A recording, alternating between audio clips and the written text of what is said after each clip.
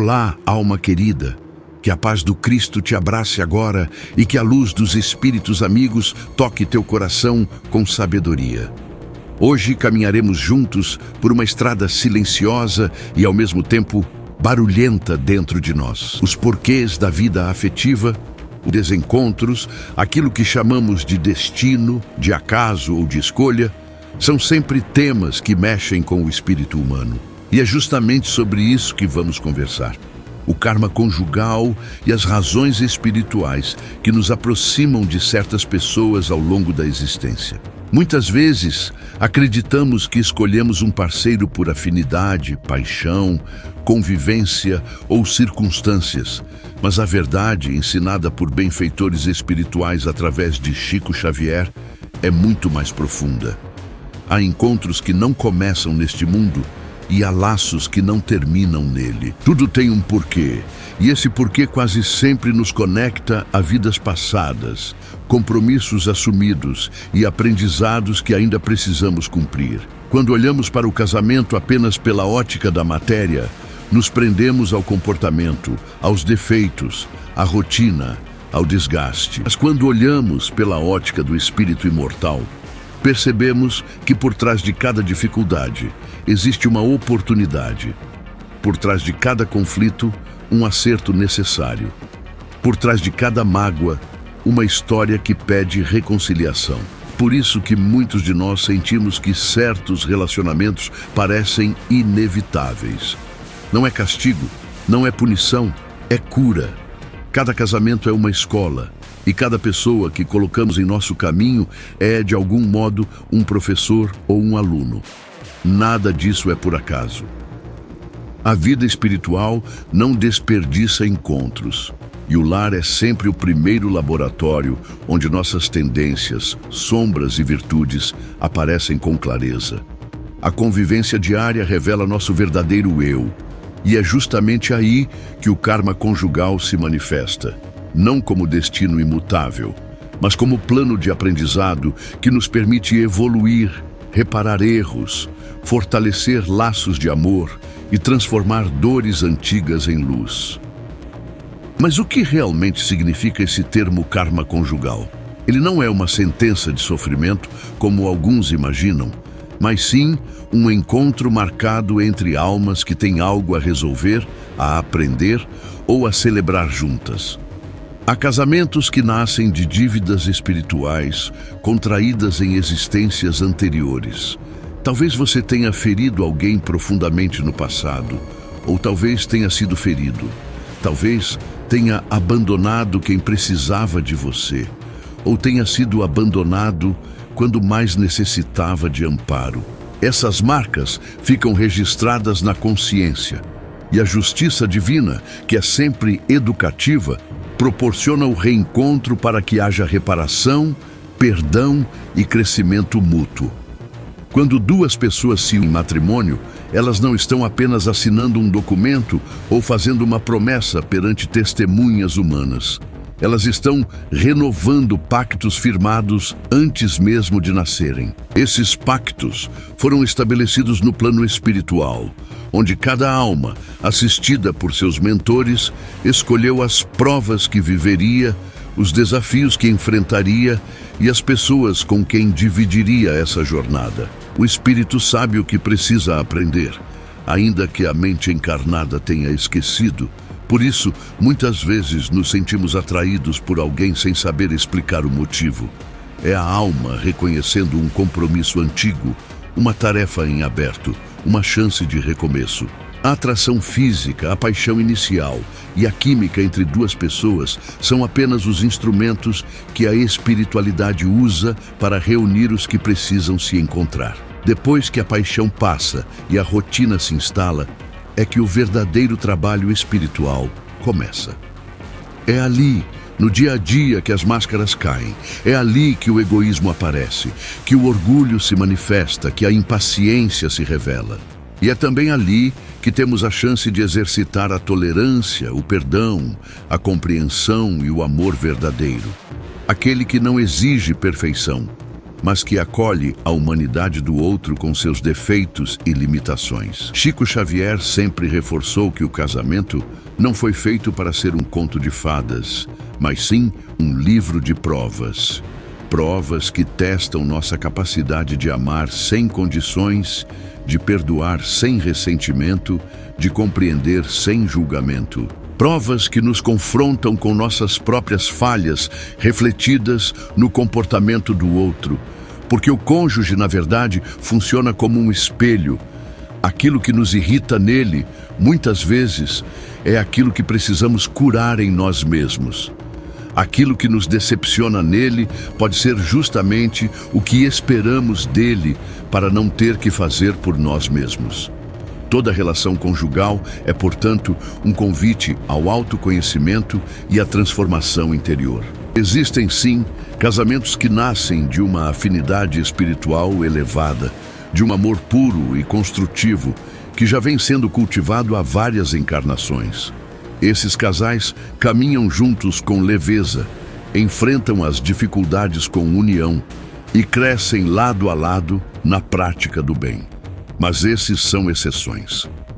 A maioria dos matrimônios na Terra é formada sob a égide do resgate kármico. São espíritos que se feriram, que se amaram mal, que se prometeram e não cumpriram, que se negaram apoio ou que se traíram, retornando agora para um novo encontro, desta vez com a oportunidade de fazer diferente, de escolher o caminho do amor ao invés do caminho do egoísmo.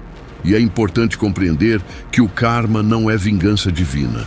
Deus não castiga ninguém. O karma é apenas a lei de causa e efeito operando com perfeição, permitindo que colhamos aquilo que plantamos para que possamos aprender com as consequências de nossos atos. Quando erramos com alguém, criamos uma dívida moral que a consciência registra. Essa dívida não se apaga com o tempo. Ela apenas aguarda o momento certo de ser quitada. E muitas vezes, esse momento chega através do casamento. Aquele que você feriu ontem pode ser aquele com quem você se casa hoje. Aquele que você abandonou pode ser aquele que agora depende de você. Aquele que você humilhou pode ser aquele que hoje te desafia com seu comportamento difícil, te ensinando na prática a humildade que você não tinha. Isso não significa que devemos aceitar abusos ou permanecer em relacionamentos destrutivos. A espiritualidade nos ensina responsabilidade, não submissão cega. Há situações em que o afastamento é necessário, em que a separação é o caminho mais sábio. Mas mesmo nesses casos, o aprendizado continua. O divórcio não anula o karma, ele apenas muda a forma como a lição será vivida. O laço espiritual permanece, e se a lição não for aprendida nesta vida, será retomada em outra, com outras pessoas ou nas mesmas, até que finalmente haja compreensão, perdão e libertação. Muitas pessoas perguntam por que se casaram com alguém tão diferente delas. Por que escolheram alguém que não as compreende, que não compartilha dos mesmos valores, que parece falar outra língua emocional? A resposta está justamente aí. Porque é essa diferença que vai ensinar aquilo que o orgulho não quer aprender. Se nos casássemos apenas com quem pensa igual a nós, nunca seríamos desafiados a sair da nossa zona de conforto. Nunca teríamos que exercitar a paciência, a flexibilidade, a capacidade de negociar e de aceitar o diferente. Outro, com suas peculiaridades e imperfeições, é o instrumento que Deus usa para lapidar nossas arestas. Às vezes, essa lapidação dói, mas é necessária. O lar, portanto, se torna o principal campo de batalha espiritual. É ali que enfrentamos nossos demônios internos, disfarçados de conflitos conjugais. É ali que a vaidade é confrontada, que o ciúme é exposto, que a possessividade é questionada. É ali que aprendemos, ou deveríamos aprender, a amar sem aprisionar, a confiar sem controlar, a respeitar sem anular. Cada discussão é uma oportunidade de escolher entre o ego e o amor. Cada silêncio pesado é um convite para refletir sobre o orgulho que nos impede de pedir perdão. Cada gesto de carinho negado é uma chance perdida de semear luz onde há sombra.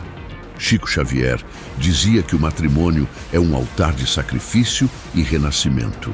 Sacrificamos o ego, a vontade de ter sempre razão, o desejo de moldar o outro à nossa imagem, e nascemos de novo, mais humildes, mais compreensivos, mais amorosos. Quem casa achando que o outro vai mudar está enganado. Quem casa esperando ser feliz sem esforço está iludido. O casamento exige trabalho diário, renúncia constante, entrega verdadeira. Mas para quem se dispõe a fazer esse trabalho com consciência espiritual, o casamento se transforma em um portal de evolução acelerada. É preciso entender que cada relacionamento traz uma virtude escondida que só será descoberta por quem permanece presente e atento. Pode ser a virtude da paciência, aprendida ao lidar com um parceiro lento ou indeciso. Pode ser a virtude da compaixão, desenvolvida ao conviver com alguém que carrega traumas profundos. Pode ser a virtude da generosidade, cultivada ao dividir não apenas bens materiais, mas tempo, atenção e energia emocional. Pode ser a virtude do perdão, exercitada ao escolher recomeçar depois de uma traição, uma decepção ou um erro grave. Muitos casamentos passam por crises profundas, momentos em que tudo parece perdido, em que o amor parece ter morrido, em que a vontade de desistir é maior do que a vontade de continuar. Mas é justamente nesses momentos que a espiritualidade nos convida a olhar mais fundo. O que essa crise está tentando ensinar? O que em mim precisa ser transformado? O que no outro precisa ser compreendido com mais amor? Às vezes, a crise é o prenúncio de um recomeço. Às vezes, é o anúncio de um encerramento necessário. Mas em ambos os casos, há sabedoria a ser extraída, há crescimento a ser conquistado. Há pessoas que carregam uma dor antiga no casamento, como se esperassem algo que nunca vem. E, de fato, talvez nunca venha. Porque a expectativa está errada desde o início. Não se trata de receber, mas de oferecer. O amor verdadeiro, aquele que liberta e eleva, é o amor que doa sem esperar retorno, que serve sem cobrar gratidão, que permanece firme mesmo quando não é correspondido na mesma intensidade. Esse é o amor que Jesus nos ensinou. Esse é o amor que transforma karma em luz. Quando você começa a amar dessa forma, tudo muda.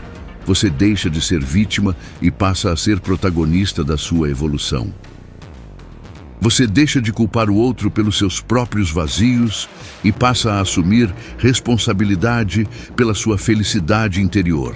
Você deixa de exigir mudanças externas e passa a promover mudanças internas. E aí, algo milagroso acontece. O casamento melhora ou você melhora dentro dele. E se você melhorar, o casamento já cumpriu seu propósito maior, independentemente de continuar ou não.